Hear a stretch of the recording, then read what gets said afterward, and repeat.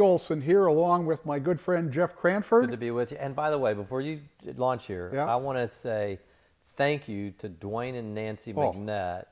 You can see that we are socially distanced right now out of necessity.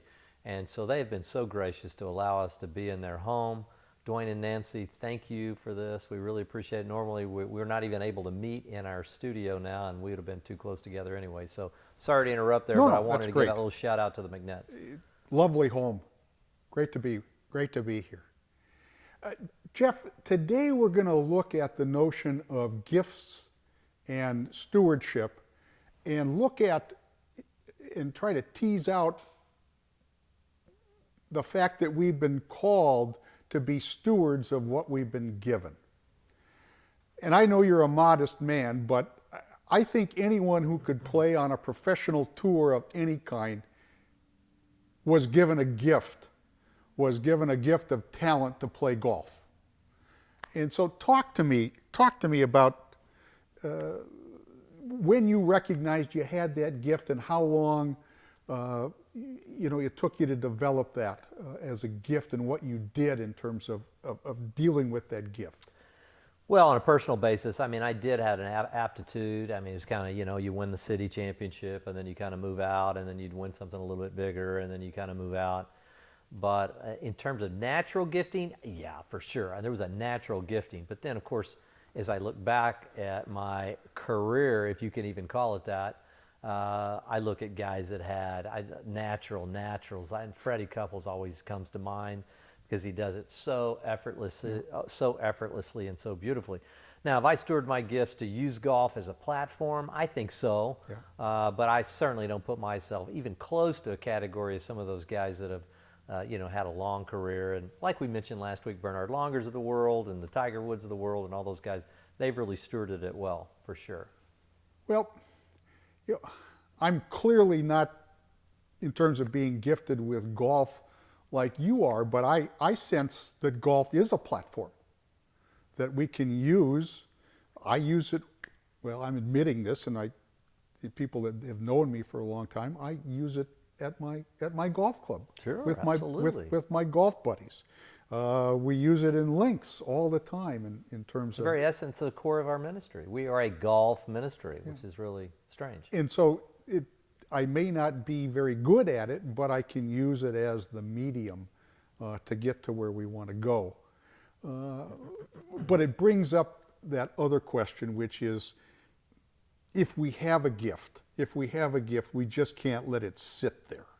We need to continue to model that. And I think Jesus told a parable about people with gifts, didn't he? He did, and he talked a lot about stewardship. He used the stewardship parables of the minas, which he gave 10 different people, each a mina, and then they were given responsibility to steward their gift. He talked about then talents, which is actually another form of currency during that time. One got 5, one got 3, one got 1, and they were responsible. Answering the question again, why am I here? Well, as a follower of Jesus, one of the purposes is to steward my gift. Now, if you go back to Paul's letter to the Romans, he actually picks up the continuation of what we've talked about only the last 2 weeks. We talked about Romans 12, verse 1, about being a living sacrifice. We looked at Romans 12, verse 2, talking about the renewal of our mind, which is our spiritual form of spiritual service of worship, and then to renew the mind. And if we continue on in that line of thought that Paul uses to the Romans in verse 6, listen to what he says. He says simply this. He says, since we have gifts that differ according to the grace given to us, each of us is to exercise them accordingly. If prophecy, according to the proportion of his faith, if service in his serving, teaching in his teaching, he who exhorts in his exhortation, gives with liberality, he who leads with diligence, he who sows mercy with cheerfulness, and he who belongs to PGA West with his golf game. I mean, that's a New Living Translation. Yeah. But the point is, we've all been given platforms through our gifting. We can do it in the context of a community, which we'll talk about in weeks to come. It's important that we understand one of the primary purposes for which we are here. Otherwise, God would just take us on to heaven. We'd come to Christ. He'd say, okay, come on up here. I'm going to take you like he did Elijah. or something like that, but he didn't. He left us here, and the purpose is, one of the purposes, one of the reasons is to steward our gifts well. Again, this feeds the gospel, what we talked about a few weeks ago as well.